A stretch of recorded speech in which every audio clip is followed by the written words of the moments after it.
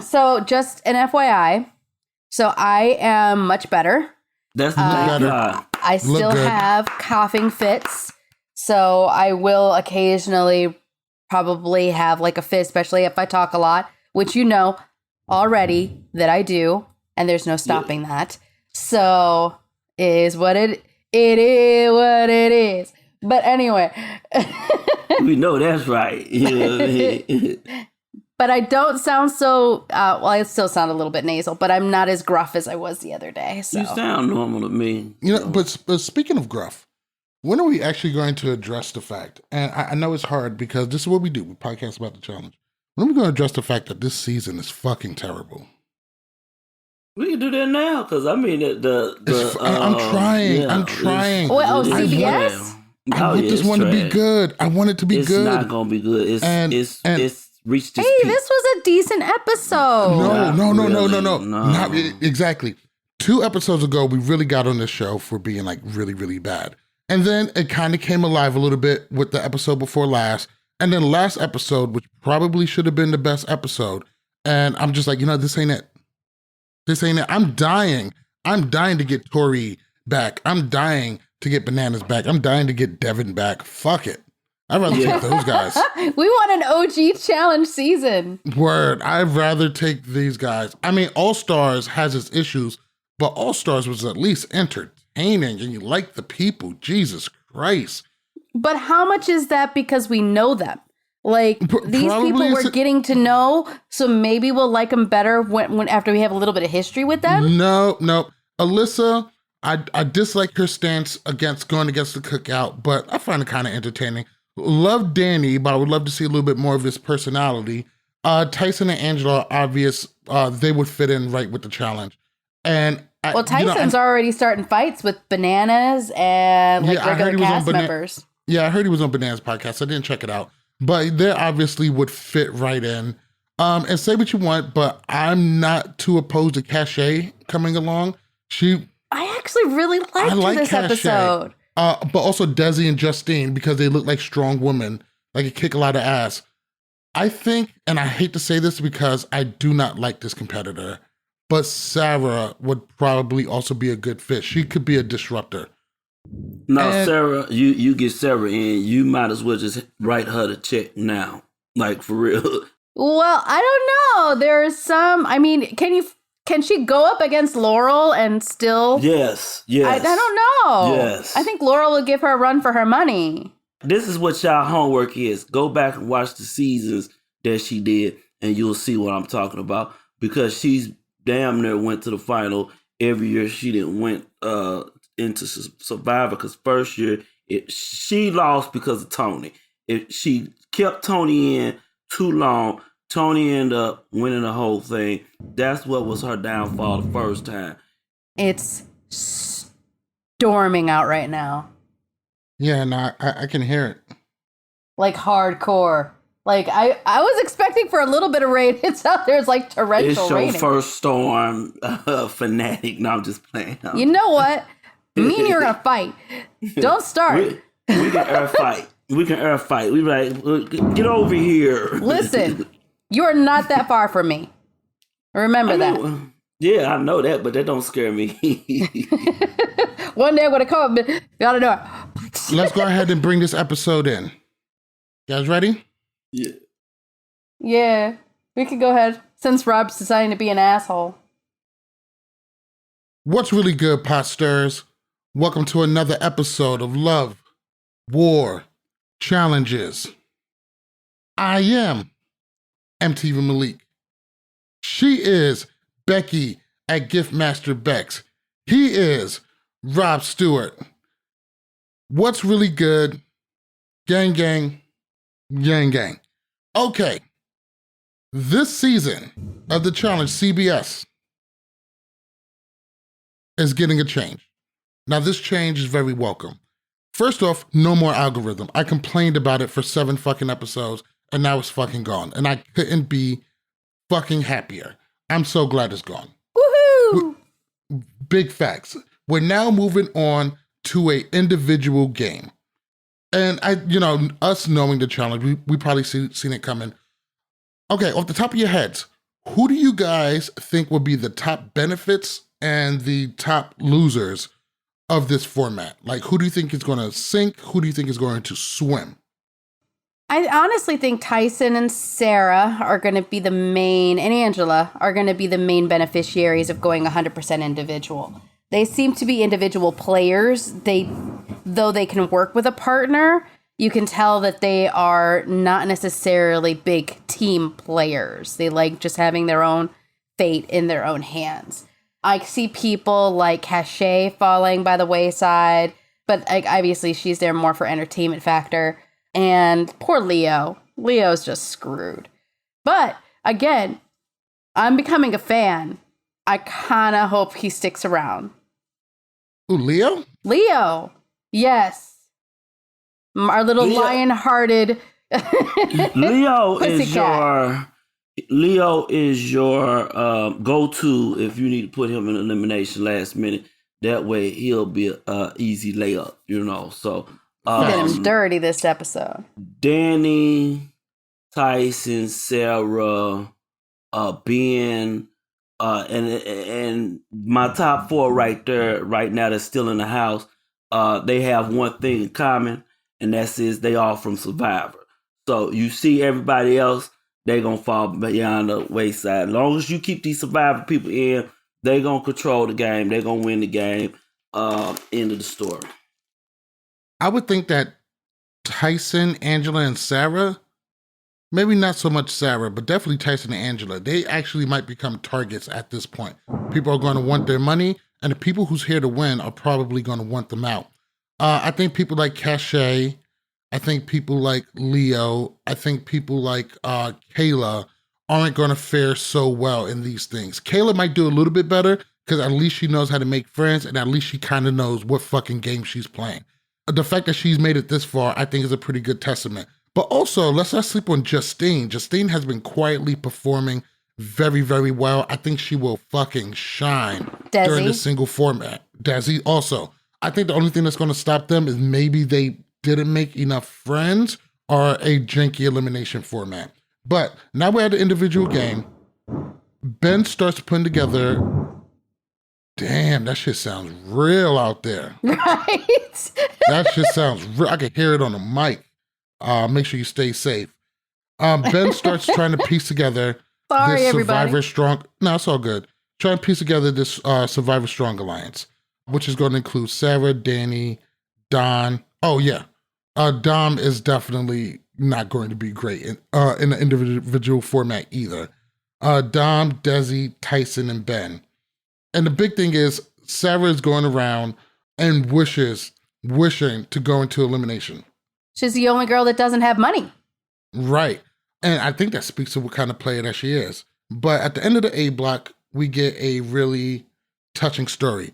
Now, normally, I'm not a big fan of these forced emotional storylines.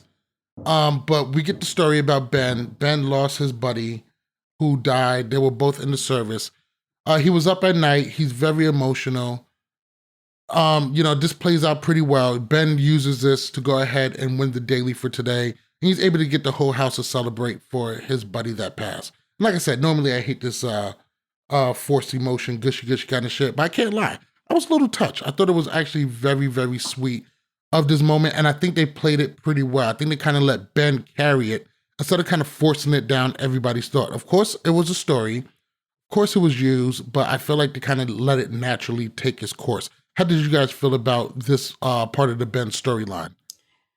Well, I think it's, I think it's par for the course. I think they like having these kinds of storylines to kind of build up emotional tension, especially since this is the day that, Ben really wants to win, or really needs to win, more to the point.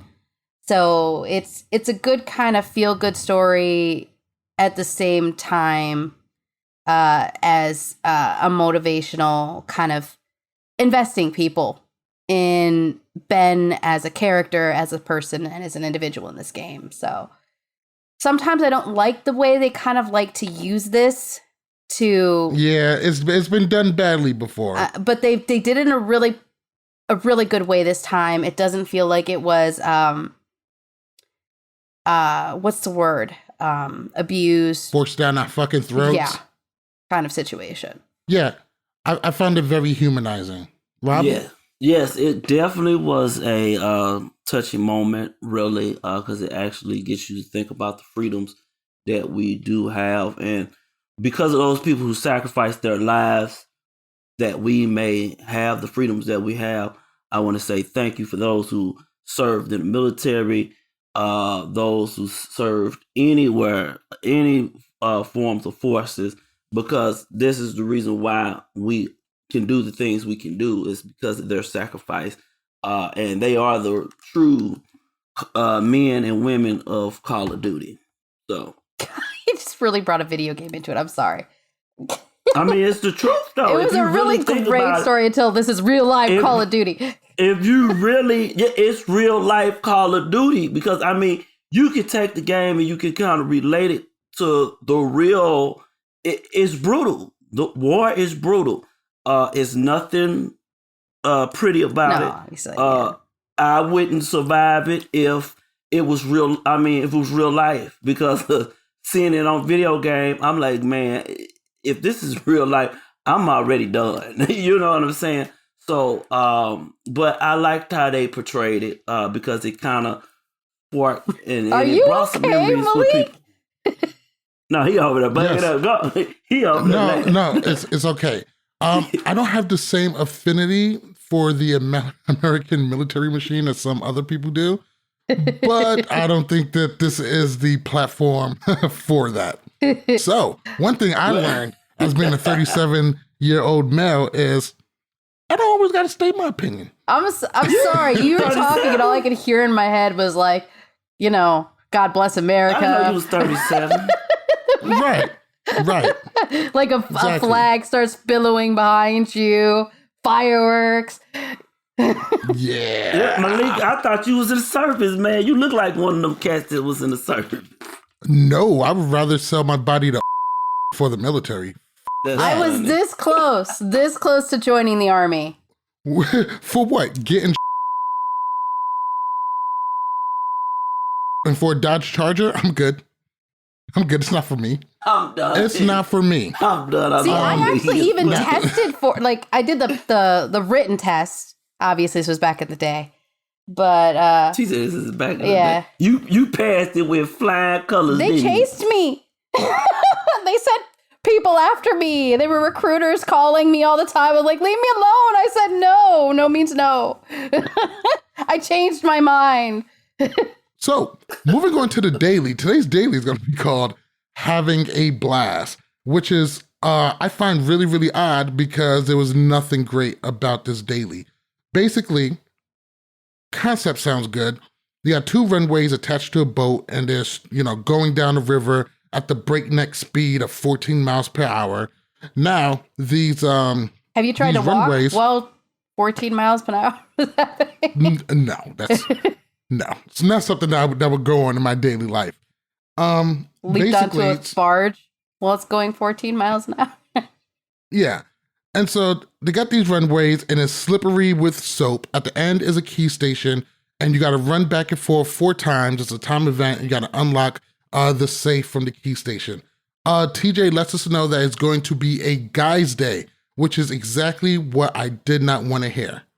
Because we're already on episode 8. And now that we switched to individual game and we're going guys, girls day, means that this season is probably going to be around 15, 16 episodes. I'm pretty sure I could Google the answer, but I'm also lazy. So there's that.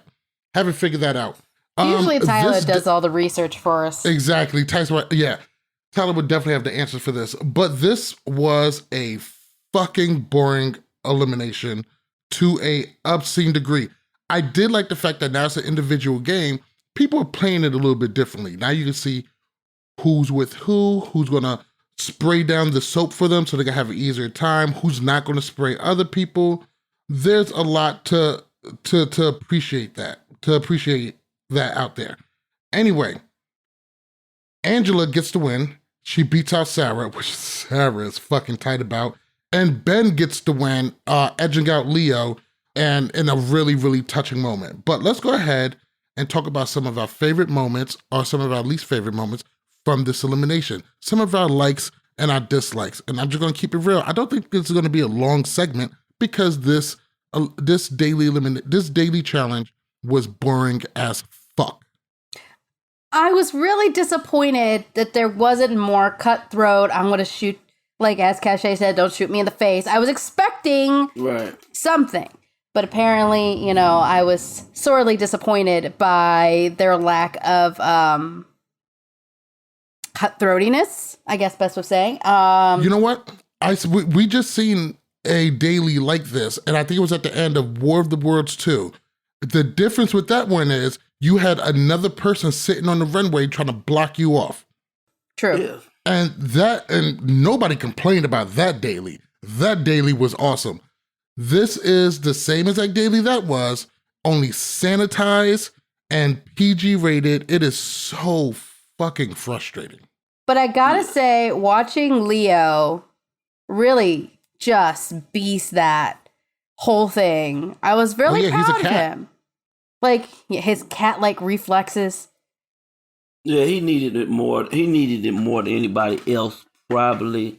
But just like I said, he's that go-to that if you need somebody to go in elimination, you throw him in the mix and then everybody else stays They should have kept his ass for that. But again... Well, they did. You throw him in at this point because, okay, now you're not really messing with none of the top dogs, okay? Mm-hmm. But it's a scared move. But exactly. I don't consider Enzo a top dog, really. He's probably the slowest out of the group. No. So you keep Enzo because Enzo is slow. He's not gonna win nothing. I can already tell you that just by the way he's moving. Some of the things that I liked and disliked about today's daily, I definitely liked Ben sharing on Enzo. I thought that was really cool. I didn't like Kayla immediately DQing. I didn't like, I think Desi also immediately DQ'd. And, that wasn't intentional, though. No. It wasn't intentional. No, she didn't have no coordination. No, and I didn't like how Enzo performed. Enzo has been coming in at the bottom of these dailies pretty consistently now. And, it's not that I dislike him, but his performance isn't great. I also dislike the way Sarah was talking about Angela. She was saying things like Angela has had the easiest path to get here and yada, yada, yada. Angela has been winning. And then when we go to individual, she wins some more and she does it without bitching. I did love the fact that we could see Angela and Sarah, they're kind of feeling the heat against each other and this rivalry is getting turned up. But Angela is at a much higher tier than Sarah when it comes to doing these things. She also showed her hand with not spraying Tyson at all and make sure to get his water off. And of course, we love the Kiki references from Danny. Those are always going to be really great to hear. And Leo doing really good was also nice to see. He wants to stay. He wants to do well. He has shown a tremendous amount of heart this season. Yes, he's 100% true. I really wasn't impressed with this daily because didn't nobody spray nobody. Didn't nobody do anything. Everybody was on an even playing field. So to say I have a favorite, I don't. I really wasn't really engaged in this, even though I paid closely attention to it. It just didn't do anything for me because there wasn't any type of beef or rivalry there for me. Yes. Now, Enzo is going straight into elimination. Angela gets the win. Ben gets the win. So now we get to our part of winners and losers. Once again, Leo comes in. He doesn't give them anything, just says, give me whoever. Once again, I hate this fucking strategy. It's so stupid. But we see Angela start going to work. Angela makes a pitch to Ben about an alliance. She wants to team up with the Survivor men and in turn, keep Alyssa and her safe. She has some people on board, but this is a fuck up. I'm going to tell you why. Ben was the wrong person to initially start this one. He wasn't the right person. And Survivor, I don't feel like they're, besides Tyson, they're really feeling like splitting the house. Dom isn't too crazy about her, but he's willing to work with her, as we was able to see this episode. But Ben is loyal to Sarah. They're each other's number ones. You're saying, out of all of the females that you guys will have to protect, we want you to go out of your way to protect the two females that has no real ties for you guys. It wasn't a smart move. Ben was never really going to go for it. I do think she has some Survivor men support, but they're not going to support Angela over and Alyssa over Sarah and the other Survivor females. That's including Desi too. Sarah and Desi are going to be at the top of their list. And now you're talking about we might have to throw them in. It was never going to work. What did you guys think about Angela's play at pulling in the Survivor men? I mean, she's trying to head the curve, and I think she wants to give Ben a good deal because Ben is connected to Sarah. And I think that's why her main focus was to get Ben on her side, is because innately Ben can maybe convince Sarah to back off and kind of give more space to protect him since they are their number ones. No. Sarah doesn't seem like the type that would back off even when the body cam is rolling. Now, mind you, I don't... 100% agree. You really just brought the You pot. telling the truth. I hate you, Malik. Sorry. You telling the truth. You be all right. But no, I know you was going to say something. Go ahead. No, I mean, I'm not saying that it would work, and I'm not saying that Sarah would be okay with it, or she wouldn't feel like she's being betrayed. But again, putting a bug in his ear to kind of twist it into her favor, I think it was her best bet, especially since she doesn't really have a relationship with Ben. But I don't know how it's going to play out, so this could be really good or really, really bad. I think it's going to backfire. I think they're both going to be in elimination very fucking soon. I think it was smart on her part to get her further into the game, just in case her first alliance don't work. But I think it will backfire on her because I know Sarah needs her money. She wants her money. So who other than call her out is Sarah. I feel that Sarah's going to call her out at some point in elimination. And we're going to see a Sarah and Angela elimination. No, I don't think so. I think Sarah's kind of pussy. Ooh. Okay. Yeah, she wouldn't call out Angela. Okay. She wouldn't do it. I think she would. I think she would. She would probably need some crazy justification for it, but doing it just to do it, nah, there's easier targets. It wouldn't even be smart. We're heading into club night. Club night, we see Ben making a chair, celebrate his buddy. It's really awesome. We see Leo pitching to Angela that he's going to name a cat after her, which is completely fucking ridiculous. This is what the challenge CBS is. People pitching to people, save me, and I name my fourth cat after you. Originally, he said third, but I guess he probably said to Kayla or something. And Enzo's over there looking shook. Now, earlier I said that Sarah was pussy. And let me explain why I think that. We get to a scene where Enzo is a little bit beat up. And now that we arrived at this point naturally in the conversation, Sarah says some things. Sarah said several things that pissed me the fuck off. She says, well, what do you guys think about me going against Enzo? I think I could take him, yada, yada, yada. Let me tell you why this is pussy and disingenuous. One, Enzo's injured. We all know this. Equalizer. So, yeah, you could take on a guy if he's injured. Okay, cool. Two, Sarah knows that it would never happen. Now, if she said that like, oh my God, what if this happened? She wasn't saying it like that. She was saying it like she was serious. Like, you know what? I'm going to go check with the producers and see if they'll let me do this. Knowing that is not.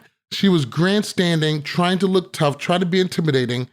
And I think everybody could see right through that. It was just such a pussy and disingenuous thing for her to do. And the third thing she did, she says, in the challenge, no female ever stepped up against a guy.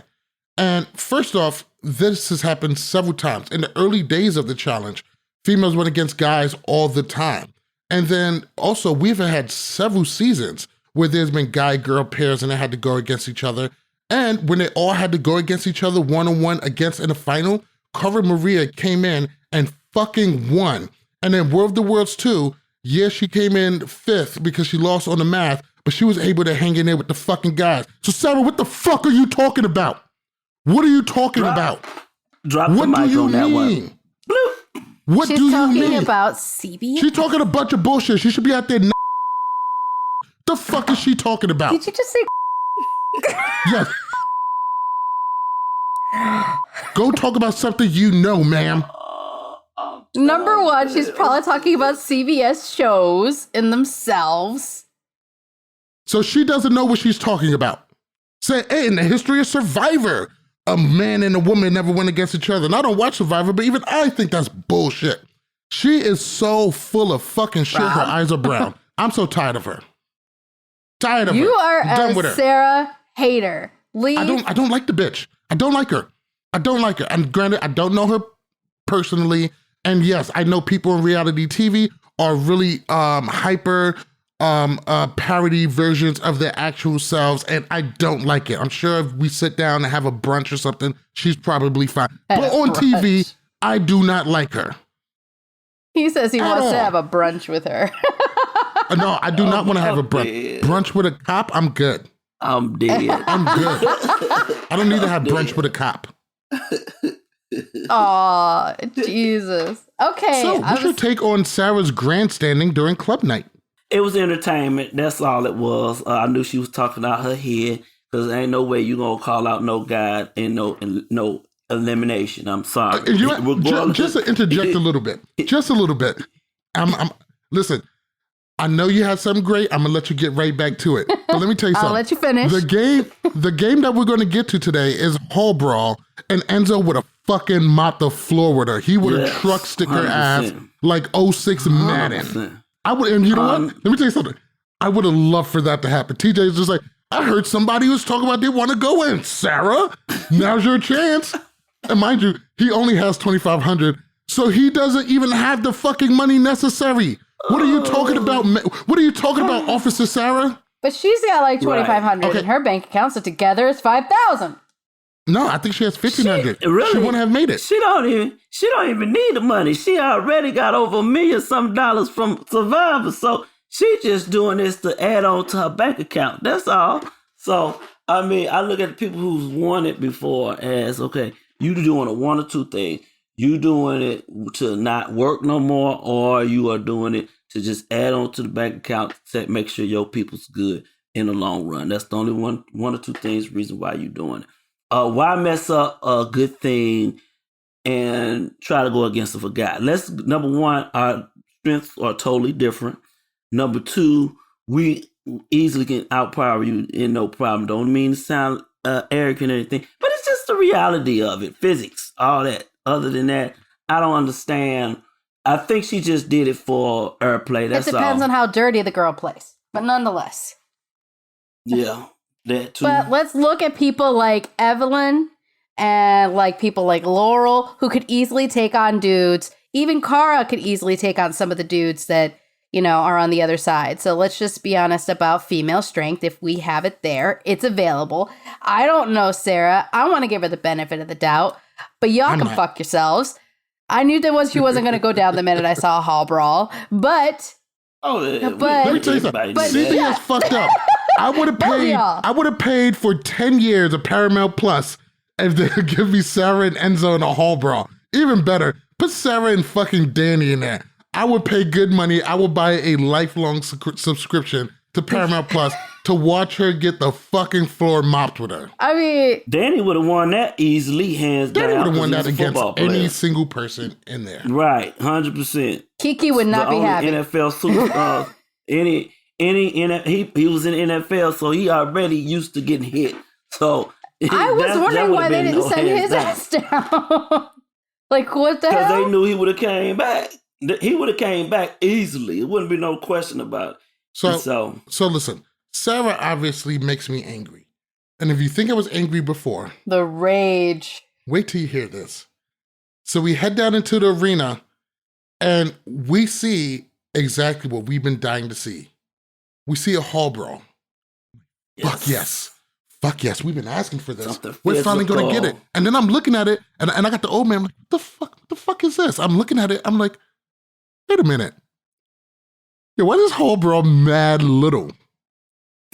This is the smallest whole brawl I've ever seen in my fucking life. Do y'all remember when Ty and Leroy went against Mark? Yes. Remember how long that hall brawl was? That shit was a half a block. This isn't fucking hall. This is a small brawl. That's what it is. The shit was 1.5 feet long. Yeah. And it wasn't that big. So Enzo is going down. He's obviously a little banged up, but he's riled up. He's ready for this. Who do they decide to send in? They send Lionheart Leo. So the whole brawl of this season is Leo versus Enzo. And let me tell you something. Do you know what I equate this to? What? And pause before I say this. Pause. I equate this to a That's the excitement that this brings. A very nothing great about this. You got the small brawl and you got the two smallest people. What the fuck, CBS? Give us what we want. Give us blood. Not blood as in Enzo's leg fucking leaking. Give us what we want, you fucking I'm just so fucking over this season. Just called CBS a bunch of Yes, broadcasting system, whatever the fuck it is. I'm so fucking mad at this. Leo, first off, come on, Oh man. my God, that's hilarious. What do you guys think about the fucking lineup between Leo, Enzo, and Small Brawl? I think we knew for a fact that Leo wasn't going to win this. I kind of hoped that maybe he had watched enough to, you know, put in the ability of maybe making it look like he maybe could have had a little something to do. But yeah, the minute he wasn't low to the ground, the minute that he like did this, he did this weird move, and I was like, what is he doing? Like he was trying to slide by him versus like hit him. It was just, it was, yeah. Yeah, he didn't have no chance. Enzo, yeah, he didn't have a chance. Enzo won this from sheer just being bigger than him and having the size on him. Literally just stepped all over him. Like, dude, get out of my way. It's like Godzilla in Tokyo.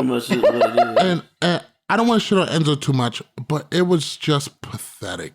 Pathetic to watch. Wasn't that fun. Leo couldn't get low. By round 2, he was just getting trampled. Even if he got low, he wouldn't have won that. He needed the right momentum. He needed more haul to... Yeah, but even then, he would have just got banged harder. Pause. This was nothing exciting. And this was a tease. And this was the point where I'm just like, I'm kind of done with this season. It was at this point that I realized, most likely, as Love Word Challenges, we probably won't cover this shit again. It is just so fucking disappointing. The letdown is palpable. I'm now frustrated. This is what I didn't want to feel watching CBS join into this challenge family. I didn't want to see the sanitized shit. I didn't want to feel like CBS is bringing the challenge down. And as diehard challenge fans, granted, we have to allow grace for people to be able to come in. And we got to be accepting of some of these new people. Come on, Johnny Bananas and CT ain't going to be here forever. We already lost Cara. We can't keep hoping for people like Evelyn to, just magically come back. And we're going to have to need new people. There's only a handful of these people from CBS I really would care to see again. And some barely is that. Enzo gets the win. Leo decides not to come out to say goodbye to everybody. Come find out, it's because they whisked him directly to a hospital. He ended up catching a concussion. So at first I was really kind of tight at Leo. Just like, man, I hate sore losers. And I love good sportsmanship. And I thought he was kind of acting like a bitch at first. Turns out I was incorrect. He had a concussion. So, I can feel that. Kayla obviously feels some kind of way about Leo being thrown in again. And Leo has held his own during these dailies. I'm not against seeing Leo come back. Hopefully he comes back with a little bit more muscle and talking a little bit less about cats. But he wasn't the worst challenger. One of the few bright spots. But check this out. Enzo now got 11 bans. this was the worst thing to happen to Enzo, because I promise you, next Guy's Day, somebody's taking Enzo's bread.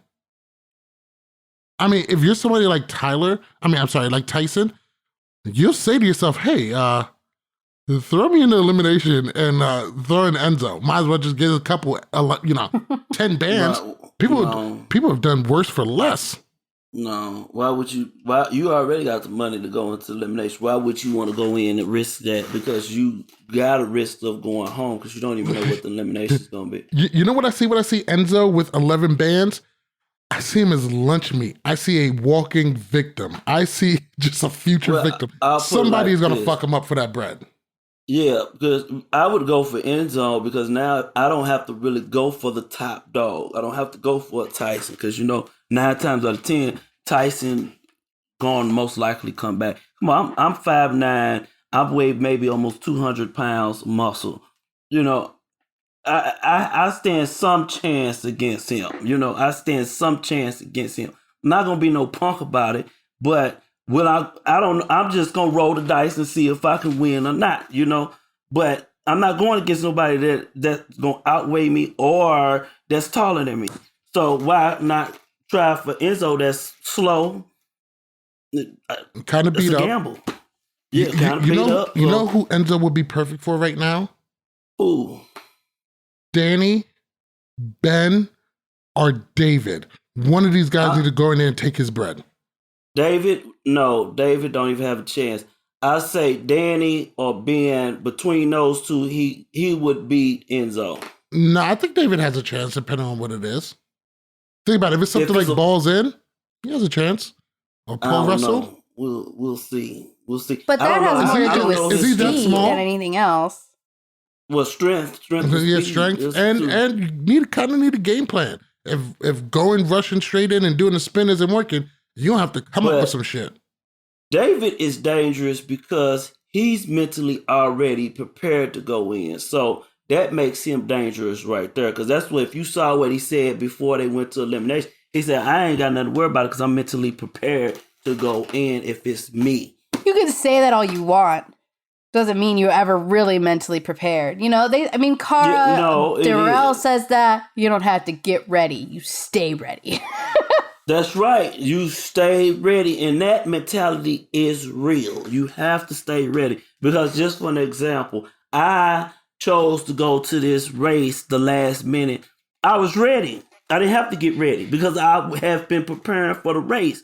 So I was mentally prepared when I was dropped on the terrain. As soon as the race started, I was already mentally there. So I wasn't mentally checked out. Some people can be mentally checked out, say you thought you was ready, but you're not. But since I've already seen it one time, I'm already mentally strong in there. Yeah, David is as dangerous as Wayne Brady. I'm not really worried about David. I'm done. Why gotta bring Wayne Brady into this? Wayne Brady gonna have to choke a bitch. He got me on that one. Before we get out of here, let's go ahead and rate this episode on a scale of 1 to 5 stars. I'm giving this shit a 1. Actually, I'm giving this shit 1 star. 1 star episode. Fuck this episode. What do you guys got? I mean, I don't think it was that bad. I mean, the letdown was too much for me. We've seen, not to say anything, I guess, about the season, but we've seen worse. So, I mean, I give it a solid 2.5, 3. Yeah, that's what I was going to give, about 2.5. Because it had a decent amount of semi-drama. You saw people trying to stir it up a little bit. I could tell you that for a few minutes, I thought Leo was dead. Like, the way it sounded when they crunched together, I was like, I don't know if that's like dramatized, but damn, I leaped. I was like, ouch! I hurt for Leo. But put it like this. Think about a 2-star episode from Free Agents. We are not bringing in listen, you have told me repeatedly to stop bringing up the OG challenge because this is different. This is different. We have to give it a chance. It's not good different. Okay. It's not good. So I'm giving it a chance and just holding it against its particular episode sets. And this episode, all things considered, to what we've seen this season on this one show, it wasn't the worst episode I've ever seen. Okay, your opinion is wrong. Rob, My opinion is wrong. Fuck off, Malik. I hate you. I'm done. I'm done. I give it a 2.5. It lacked the suspense and excitement. So I got to rate it 2.5. I'm literally like y'all. I'm over it. They could do more. I'm ready for the real challenge to come back. Yeah, Season I can't 38. fucking I'm wait. ready. Give me Tori. I just want Tori so bad right now. Yes. Give me Tori. Put her back on the podcast. I'll take all the Tori I. Hey, I mean, Yeah. I'm cool with keeping the podcast to it is. What is it, Davon and I haven't even listened to. Oh it yeah, yet. Devon and Devin, right? Devin, yeah, for Free Which are Agents. two Devin, she's so the fucking awesome. best commentary people ever. Me. Thank you guys for all listening. Thank you guys for watching. Make sure you follow us on Instagram and Twitter at lwcpodcast.com. Follow us on Facebook and TikTok at Love War Challenges. Rob, why don't you go ahead and drop your stuff? Man, I haven't even posted nothing on my podcast in a while. For the love of the challenge, I've been collaborating with y'all. Love it. I want to say again, thank you for having me on. Love having you here. For this short period of time. You can also reach me on Instagram, Facebook for the love of the challenge. Got some new content coming up. I just ain't been have time to post it yet. So be looking out for that. No doubt. Make sure you copy official Love War Challenges gear at shop.lwcpodcast.com, and our website is lwcpodcast.com. Get all of your customizable challenge gear and accessories at shopthechallenge.com, and make sure you listen to Love War Challenges on Apple and Google Podcasts, Spotify, iHeartRadio, or your favorite podcast app. Once again, I am MTV Malik. She is Becky at Giftmaster Bex. He is Rob Stewart. This is Love War Challenges. Good night. Peace.